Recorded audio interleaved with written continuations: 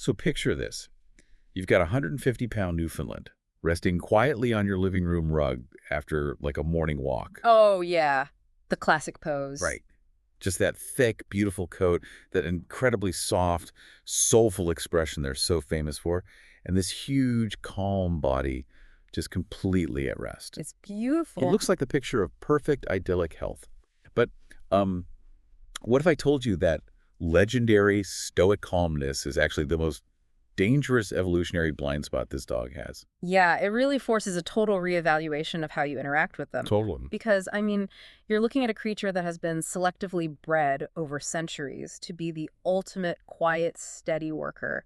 They are practically defined by their physical and mental stoicism, you know? Which means they're biologically wired to hide their own discomfort. Mm, And, well, that is our mission for this deep dive today. exactly. We're pulling from a huge stack of veterinary sources and breed-specific research that is entirely focused on decoding the unique, incredibly subtle health signals of the Newfoundland. And we should say right up front, the goal here isn't to make you panic every time your dog, sighs heavily. Oh, for sure. No panicking allowed. We just want to give you the tools to understand the quiet whispers of a giant breed's body long before those whispers become shouts. Right. So, okay, let's unpack this. How do we even begin to read an animal that is actively trying not to complain? Well, we begin by reframing our baseline assumption of what a healthy giant breed looks like. Okay, how so? Well, maintaining acute health awareness doesn't diminish the Newfoundland's legendary gentleness. Rather, it protects that gentle life inside that massive body. Right, right. Because they won't raise a red flag when something is slightly off, the responsibility of, inspecting the flagpole falls entirely on you. Well, yeah, it's all on the owner. Exactly. And to do that, you first have to understand the canvas we're working on. With a Newfoundland, sheer size is not just an aesthetic trait. Size is a distinct health context. A health context. I like that phrasing. Because the physics of their existence literally change the rules of biology. Fundamentally, everything scales up in impact. Let's look at basic biomechanics for a second. Sure. If you take a 20-pound terrier and add 3 pounds of extra weight, it's not ideal. But they'll probably be fine. Right, but if you add 10 pounds to a 130-pound Newfoundland, that is a massive structural problem. It isn't just cosmetic. Because it's not just extra fluff. Exactly. Adipose tissue, which is fat, it's actually metabolically active. It creates systemic inflammation throughout the body, and gravity is just relentless on a frame that size. It makes me think of the structural load on a vehicle. Like if you have a slightly worn shock absorber on a tiny commuter car, you might feel like a little bumpiness on the highway. Right, a little rattle. Yeah, rattle. But if you have that exact same mechanical flaw on a massive commercial semi-truck carrying a massive payload, the wear and tear multiplies exponentially. Oh, absolutely. The sheer mass pressing down on that failing part forces the entire chassis to overcompensate until, well, something just breaks. What's fascinating here is how perfectly that applies to canine cartilage. Really? Like the actual joints? Yes, exactly. In a dog's joints, cartilage works somewhat like a dense sponge. Under normal, healthy weight, that sponge compresses slightly when they walk and then expands, pulling in synovial fluid for lubrication and shock absorption. Okay, makes sense. But when you subject that biological sponge to the immense constant pressure of an oversized, overweight giant breed, the sponge is wrung dry. Oh, wow. Yeah, it stays compressed. It loses its shock-absorbing power entirely, which leads to bone-on-bone friction. Ouch, that sounds awful. So what does this all mean for our daily routine with the dog? If we are managing this semi-truck, how do we conduct a proper pre-trip inspection when all that mechanical structure is hidden under, 4 inches of dense fur? Well, you simply cannot rely on your eyes. You have to physically get your hands on the dog's frame, utilizing guidance from your veterinarian on what proper body condition actually feels like. Because the coat is so deceiving. Right. Completely deceiving. A Newfoundland can look majestic, powerful, and perfectly proportional while actively hiding a dangerous layer of excess weight beneath that thick coat. That's scary. It is. And conversely, any sudden unexplained weight loss should be treated as a major systemic red flag. It should never be casually dismissed as, oh, just a normal seasonal fluctuation. Right. You literally have to push past the fluff to evaluate the frame. Exactly. And that mechanical compression we're talking about, it doesn't just happen statically when they're lying on the rug. It amplifies every single step they take. Every single step. Since we're looking at the parts of the dog bearing the absolute brunt of that mass, let's look closer at the chassis, I guess. The joints. Yeah, and the joints are a prime example of where that stoicism works against them. How so? Well, a border collie will show you a joint problem by suddenly refusing to catch a frisbee at full speed. They're very dramatic about Right? it. They just stop playing. But Newfoundlands already move deliberately. They Right. naturally conserve energy. They don't need to be running fast to show a change in movement. Meaning, we can't wait for a dramatic three-legged hobble during a sprint. We have to look for, like, microsignals. Exactly, microsignals. The research highlights some incredibly subtle markers here. Things like a hesitation before going up the stairs that wasn't there last month, a slightly slower rising motion from the floor, Yes. or reluctance to jump into the back of the SUV like they normally do, stiffness after resting, or a noticeably shortened stride on their usual evening walk. Even an unwillingness to swim, which is huge for a water breed, or seeming unusually sore after very basic exercise. Right, things you might just brush off. Exactly. You might just notice a sudden lack of interest in their favorite tug toy.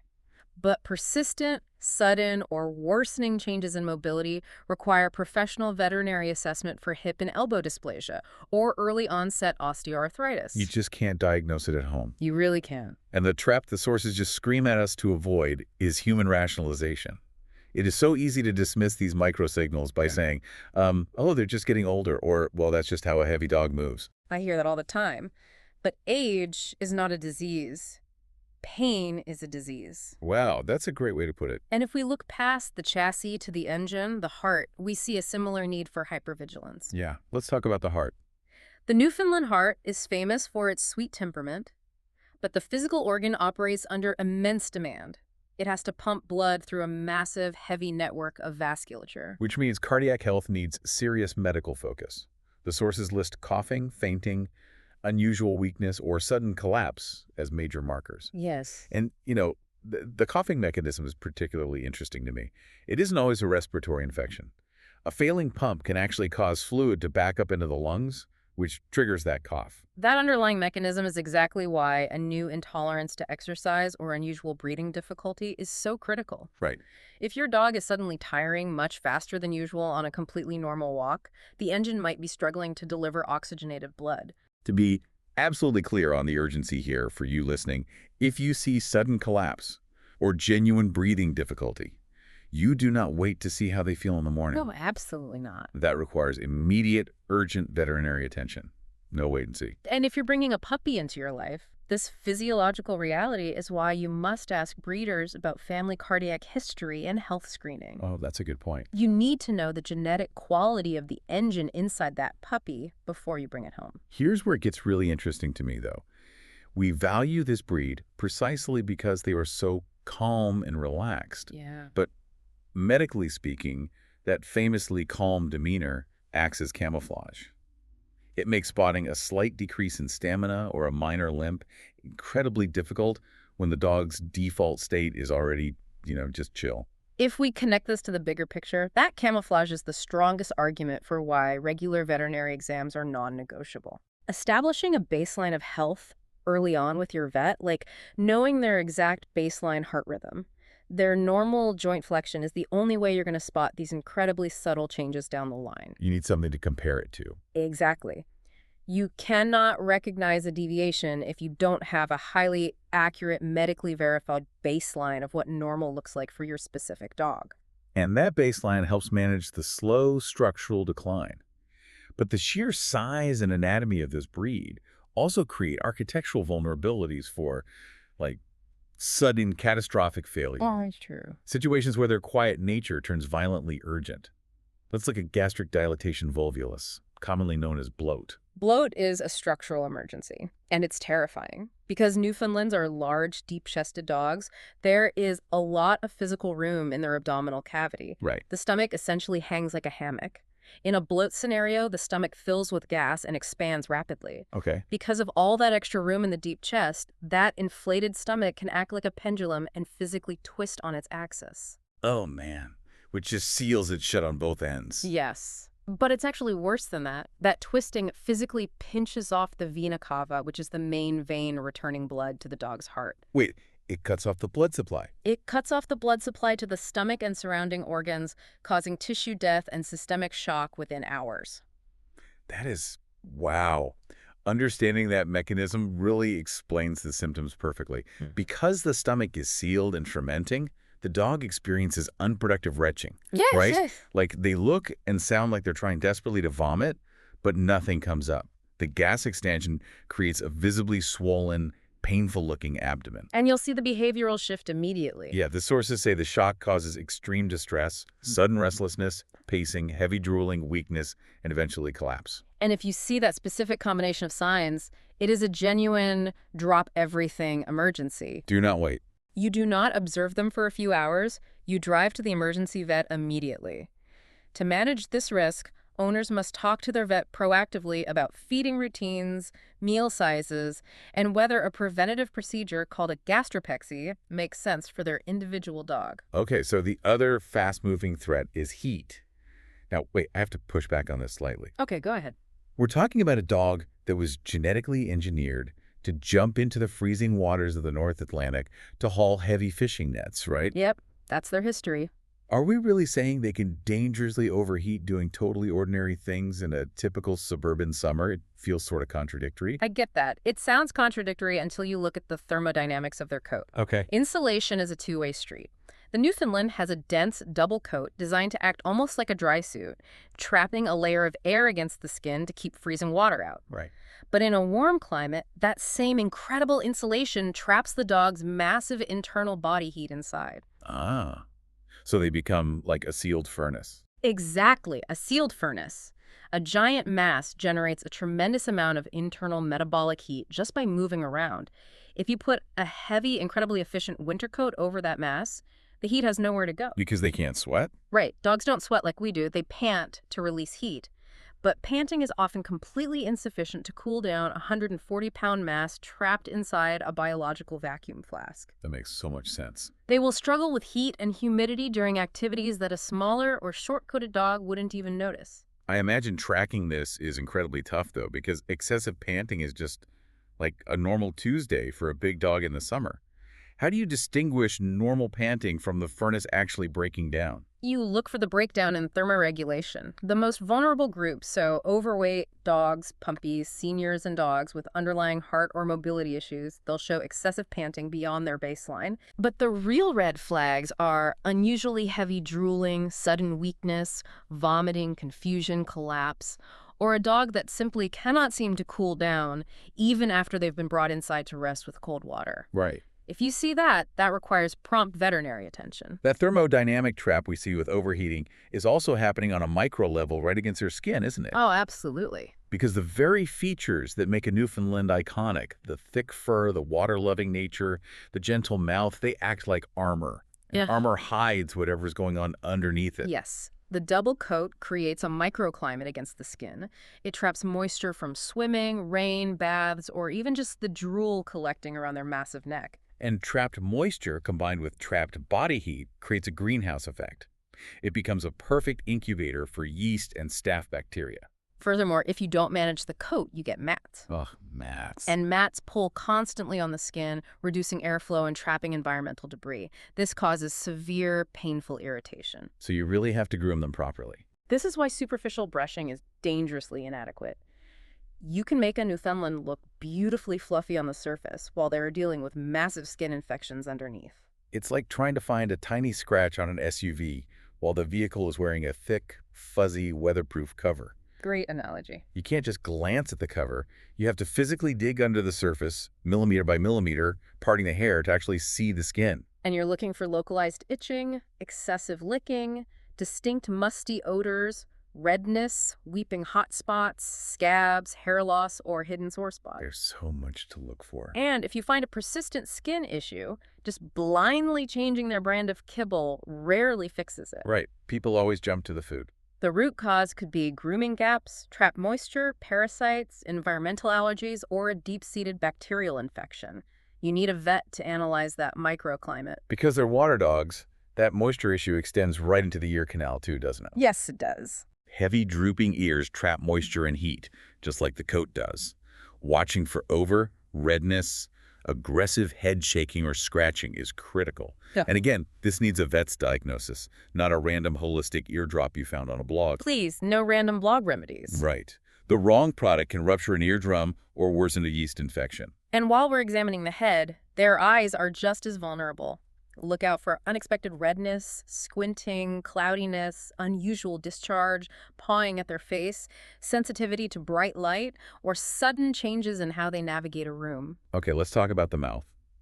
The famous gentle mouth that can carry a raw egg without breaking it. It's amazing. It is. But we need to normalize the fact that foul breath is not just a symptom of big dog breath. Bad breath is a blaring medical signal. Exactly. Heavy flues, the drooping upper lips, they trap food debris and alter the oxygen environment of the mouth, which changes the oral microbiome. Okay. Plaque mineralizes into tartar very quickly. A gentle mouth needs real dental comfort to stay gentle. Owners must be vigilant for red or inflamed gums, dropping food while eating, pawing at the muzzle, chewing entirely on one side of their mouth, or a sudden, unexplained preference for softer food. You know, this raises an important question about their stoicism again. If they hide their pain, how many perceived behavioral issues are actually just hidden agony? A staggering amount, honestly. Really? Yeah, a dog that suddenly starts refusing their favorite hard kibble might not be getting stubborn or picky. They might have an agonizing infected tooth hidden behind that sweet, gentle smile. That breaks my heart. Starting professional dental cleanings with your vet well before they hit their senior years is vital for their lifelong comfort. And it prevents oral bacteria from entering the bloodstream and damaging that hard-working heart. Wow. Okay, so if their coat hides their skin, their stoicism hides their structural pain, how do you reliably measure anything? This brings us to the final dashboard for the owner, right? The dog's daily routines and behavioral outputs. Let's start with digestion and output. The gastrointestinal tract is deeply sensitive to systemic stress and pain. Any sudden or persistent changes here need a vet discussion. Right, like what? We're talking about refusal to eat, repeated vomiting, diarrhea, blood in the stool, noticeably increased thirst or urination, or unexplained lethargy. But beyond just physical output, the behavior itself is the ultimate health signal. Because of their wiring, the very first sign of a major illness is often just a microscopic shift in their gentle daily routine. Exactly. You were looking for a dog that is suddenly quieter than usual, or conversely, suddenly much clingier, following you from room to room. Just acting out of character. Maybe they're restless and can't settle at night. They might become newly resistant to being brushed in a specific spot. They might avoid the stairs they used to bound up, become noticeably less patient with the toddlers or other pets in the house, sleep in unusual positions to take weight off a joint, or just completely lose interest in their daily playtime. I imagine hearing all this, a listener might feel totally overwhelmed. Like, how do you track all these tiny shifts in behavior, joint mobility, heat tolerance, and digestion without becoming absolutely paranoid about every single sigh or shifted sleeping position? It is a completely valid concern. I mean, dogs have off days, just like humans. Yeah. They get tired, they get a mild stomach bug, they get grumpy. The psychological key for the owner is that you aren't looking for isolated incidents. You are looking for patterns of change. Okay, patterns. And the only way to see a pattern without relying on flawed human memory is to track the data. Tracking takes the emotion out of it. Precisely. If you establish that solid, medically verified baseline with your vet when you first get the dog, whether it's an 8-week-old puppy or a 4-year-old rescue, tracking becomes a purely data-driven exercise rather than an anxiety-driven one. You're basically building a medical history. Yes. You log their weight, their body condition score, their appetite. You know how long their walks are and track their heat tolerance on a 70-degree day versus an 80-degree day. Yes. You jot down any random limps, make notes on their coat and ear checks, and log those subtle behavior shifts. And there are excellent tools designed specifically for this so you don't have to keep a chaotic notebook. Oh yeah, the app. The sources highly recommend using the Vital Pet app. There's a link in our description for that. It's built to help owners organize all these health records, daily routines, and medications in one centralized dashboard. It takes the burden of remembering off your shoulders. Which frees you up to just actually enjoy your dog. Exactly. And the sources note that building these senior habits must start early. You lay the foundation for a comfortable seniorhood during their prime adult years by managing their weight perfectly, putting down rugs for home traction, and staying on top of dental care long before the dog is technically considered old. Because once they are old, the damage from carrying excess weight or fighting hidden infections is already done. So what does this all mean? To wrap this up, noticing the mechanical wear on the joints, the output of the heart, the thermodynamic microclimate of the coat, and the subtle shifts in the daily behavior of your gentle giant, that is the ultimate act of care. It really is. It is how you honor their stoicism. In our next deep dive, we are going to explore the mind and manners of the Newfoundland. How to guide that massive working dog intelligence with calm training and structure. It's going to be a great one. As always, a quick reminder that this deep dive is for educational purposes. You should always consult a licensed veterinarian for any actual health concerns or before changing your dog's diet or exercise routine. Before we go, I want to leave you with one final lingering concept to chew on based on everything we've uncovered today. Let's hear it. Over centuries, selective breeding gave the Newfoundland its profound, unshakable calmness. It is the very trait that allows them to live so beautifully alongside us. But we have to ask ourselves, by creating a dog so profoundly gentle that it never makes a fuss, have we accidentally bred an animal whose very temperament is its biggest evolutionary blind spot? Wow. When an animal is biologically wired to swallow its own severe discomfort just to remain gentle, the burden of its survival shifts entirely and intimately onto you. So next time you see that massive Newfoundland sprawling peacefully on the floor after a morning walk, take a second closer look. See you next time.